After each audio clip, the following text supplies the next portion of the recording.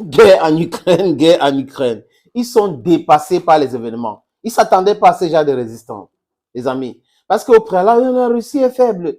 Comme les Russes ont bien dit, opération spéciale et non la guerre déclarée à l'Ukraine. Il faut les écouter, hein, les amis. Parce que les mots ont un sens. Poutine a parlé de l'opération militaire et non d'une guerre.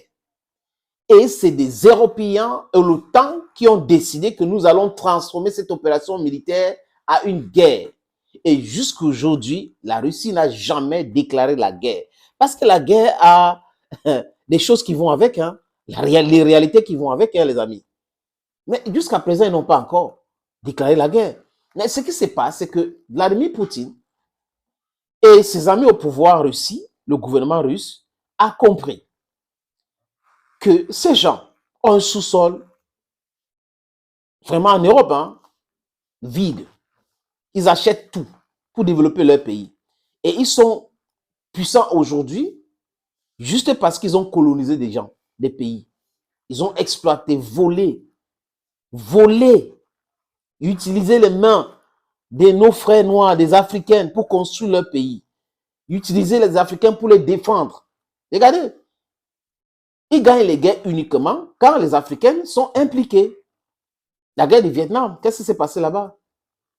Les Africains aux États-Unis et tout ça, les Afro-Américains, pour la plupart refusaient. Mohamed Ali, on peut le citer. Ils ont perdu. Le Royaume-Uni était fort. Parce que quoi? Il y avait des colonies.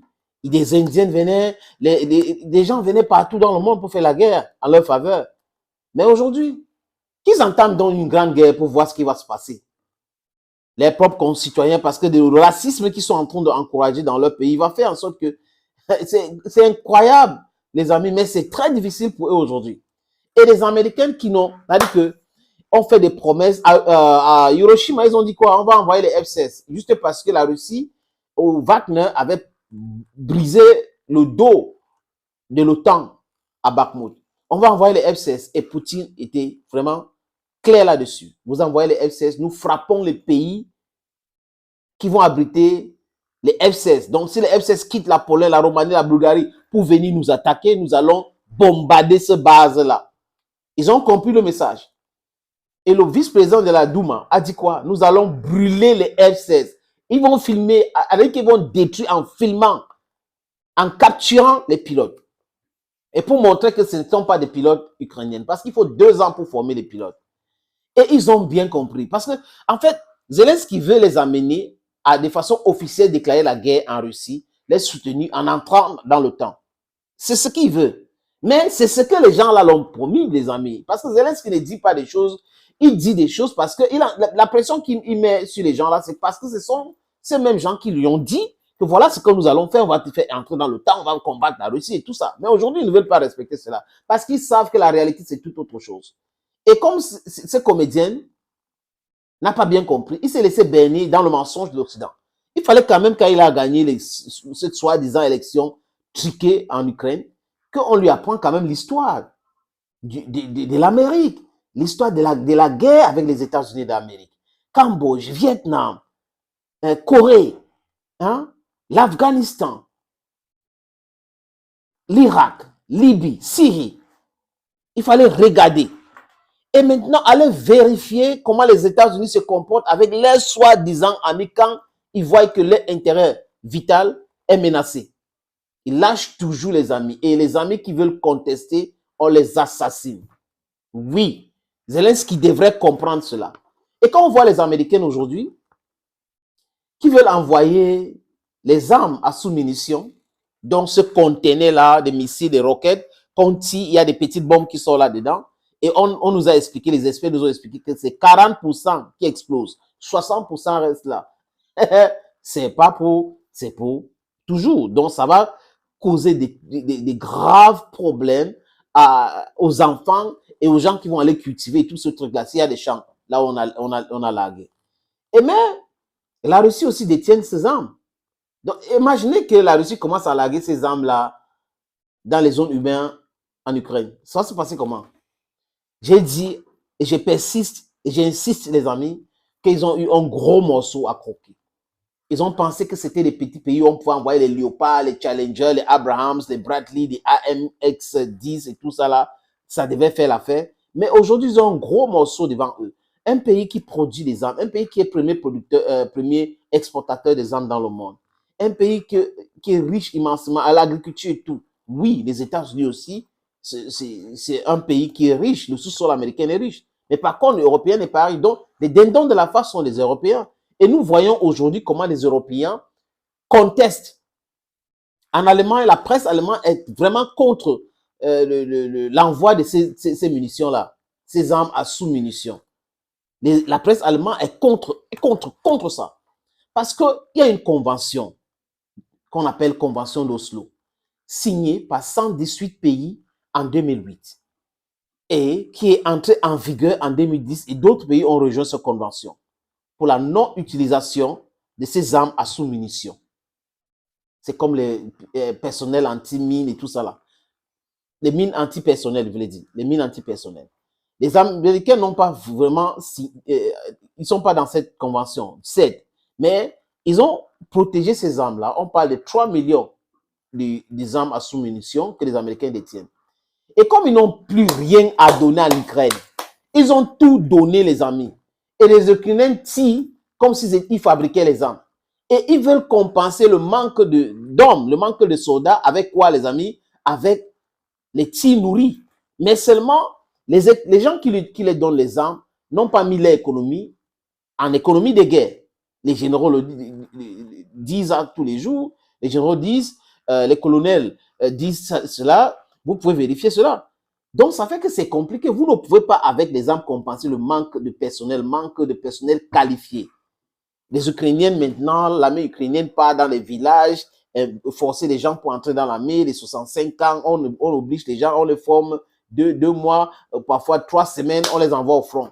Ça devient très complexe. Et on emmène parfois les soldats, les mercenaires de l'Union européenne ou de l'OTAN dans ce pays qui ne maîtrise même pas le terrain. Ça devient encore plus complexe, les amis. Ce général que je vais vous... C'est-à-dire que cet extrait, ça vient d'un général français. Il s'appelle général François Chauvancy. Ce sont les gens qui disaient que avec les chars Abrahams, avec les Léopards, avec les Bradley, avec les AMX-10, avec ceci, l'Ukraine va gagner. Aujourd'hui, écoutez ce que ce général dit, le général François Chauvancy. Ah, c'est très, très dur, les amis. La réalité les rattrape. Ils ont cru que c'était un petit pays en Afrique qu'ils étaient en train de faire la guerre avec. Maintenant, c'est trop compliqué. Les études de guerre sont plus poussées même en Russie que dans certains pays-là. Oui, les amis. Écoutez, oui, ils s'entendent plus. Hein. C'est pour les armes à sous-munitions, là. Il y a un problème. Écoutez ce qu'il dit. Le matériel léger, comme l'a très bien souligné la présentation il y a quelques instants, mais aussi mettre en danger les personnels ennemis.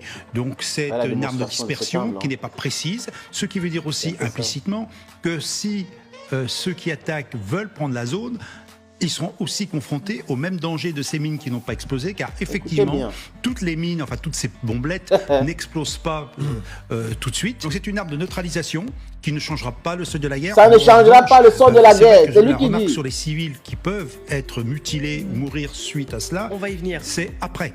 C'est-à-dire qu'on est dans les faits militaires et en termes d'effets militaires tactiques, il y a une zone puisqu'on ne peut pas s'y rendre. Voilà.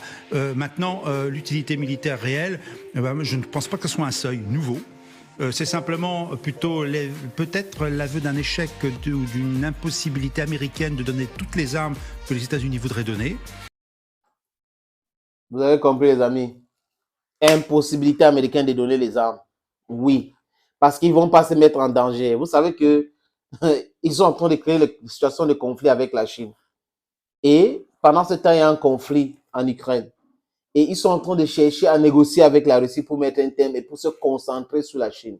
Mais seulement, ils oublient que quand ils seront concentrés sur la Chine, la Russie sera avec la Chine. Donc, ça sera toujours compliqué pour eux. Et Sergei Lavrov l'a dit. Ça sera plus jamais comme avant. C'est fini, ces manipulations-là, où on trompe les gens, on perd le temps, comme ce qu'ils ont fait avec les accords de Minsk. Angela Merkel, François Hollande n'ont pas eu honte de dire on a fait cet accord-là parce qu'on voulait perdre du temps pour armer l'Ukraine. Parce qu'on savait que si Poutine lançait les opérations là à l'époque, en 2014, ça devait être très compliqué pour l'Ukraine. Voilà ce qui est dit, les amis. Maintenant, le général François Chauvency vient parler de faire, oui, parce qu'ils n'ont rien à faire, mais cette table-là, ça va rien changer, vraiment. Donc, il est dépassé et ils sont comme ça, dépassés par les événements, les amis. Et il le dit bien dans cet autre extrait, écoutez. C'est la question que j'allais vous poser. Est-ce que le fait de livrer ces armes controversées, ça compense que les Américains ne veulent pas livrer, notamment les avions F-16 pour l'instant? Je dirais qu'il faut donner quelque chose et ils n'ont plus grand-chose à donner. Et il y a des armes qu'ils ne veulent pas donner, qui sont d'une part les F-16, au moins dans l'immédiat, et notamment les missiles à 300 km qui peuvent frapper par les HIMARS dans la profondeur. Donc effectivement, il fallait donner quelque chose. Je pense que le coup n'est pas forcément, d'ailleurs, le problème n'est peut-être pas forcément dans le conflit ukrainien. Le problème est peut-être maintenant, et c'est peut-être Jean-Éric Brana qui va en parler, plutôt les conséquences en politique intérieure américaine, parce que c'est quand même mettre sur le champ de bataille des armes qui sont condamnées par une partie de la communauté internationale, que les États-Unis d'ailleurs n'ont pas condamné, les autres. Vous comprenez, les amis, ça ne sera pas du game changer, ça ne va rien changer. Les armes controversées, parce qu'ils n'ont rien à donner, c'est pour ça qu'ils donnent cela. Ils ont déjà tout donné en pensant que ça devrait changer quelque chose. Ça n'a toujours rien changé. Ils ont promis les F-16 et les Russes attendent fermement les F-16. Et ils savent que si un pays de l'OTAN attaque la Russie, ça veut dire si un avion F-16 quitte un pays de l'OTAN pour attaquer la Russie, bon sang, la réplique sera foudroyante. Et là, je ne sais pas si l'article 5 va s'appliquer parce qu'il y a des pays qui vont refuser en disant à ce pays, c'est vous qui avez attaqué, on ne vous a pas attaqué et la Russie est en train de répondre et de façon brutale. Vous connaissez la réponse qui peut arriver de la Russie, non? Donc, ils savent. Ils vont se rencontrer la semaine prochaine à Vilnius pour le sommet de l'OTAN. Stoltenberg a dit, oui, l'Ukraine peut joindre. Et ici, l'Allemagne a dit niet. La Bulgarie a dit niet. L'Hongrie a dit niet. On dit Erdogan. Erdogan n'a rien dit du tout. Parce que ce n'est pas possible. Les Américains eux-mêmes ont dit clairement qu'il faut respecter les textes. On ne peut pas intégrer un pays qui est en guerre ou qui a un problème sur ses frontières. C'est impossible d'intégrer ces pays, c'est acter la guerre. Et on appelle ça, les amis, comment? La troisième guerre mondiale. Oui, parce que s'il y a une guerre entre la Russie et l'OTAN, ça va aller partout, n'est-ce pas? Mais c'est un abus. Ça sera la troisième guerre européenne. Voilà, s'il veut transatlantique. Ils vont faire la guerre entre eux là-bas. Nous, on va les regarder. Oui, on va les regarder. On va choisir les gens à soutenir. C'est pas à soutenir. C'est pas comme à l'époque où on obligeait, je voulais dire, les Africains, les tirailleurs sénégalais, voilà, qui était un thème générique, les Africains d'aller faire la guerre à leur place. Non, non, non, non, non. Quand ils vont commencer les guerres, ils vont faire les guerres eux-mêmes. Et ils savent, la grande majorité du peuple d'Europe, la grande majorité du peuple américain n'est pas pour cela, parce que ça ne les concerne pas. Ça ne les bénéficie pas, les amis. C'est une poignée de personnes qui veulent bénéficier d'une guerre parce qu'ils vont vendre les armes. Mais pendant ce temps, ça ne les dit rien de voir les gens mourir. Il faut la paix, la paix, la paix, la paix. Pas de la distraction. Oui, acceptez que c'est plus fort que vous, que c'est un gros morceau. Allez négocier pour épargner encore des vies des gens. Parce que ceux qui sont là méritent vivre, ne méritent pas mourir comme des mouches. Chers amis, c'est un plaisir de vous savoir nombreux qui regardez les vidéos sur cette plateforme. Abonnez-vous s'il vous plaît, partagez les vidéos, commentez et likez. Thank you. God bless you. Bye bye.